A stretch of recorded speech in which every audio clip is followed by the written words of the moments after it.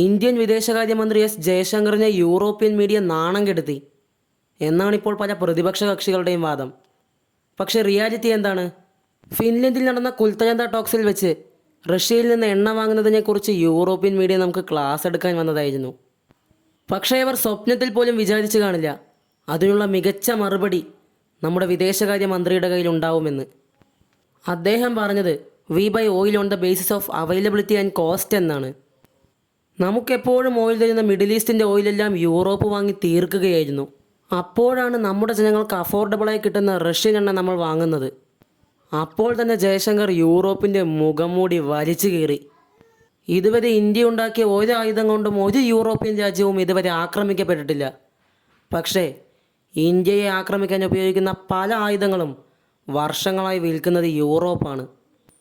പാകിസ്ഥാന് വേണ്ടി അവരുടെ ജെറ്റും സബ്മറൈനും വിറ്റ അവരുടെ ഹിപ്പോക്രസി ഹിസ്റ്ററിയാണ് ജയശങ്കർ അവിടെ തുറന്നു കാട്ടിയത്.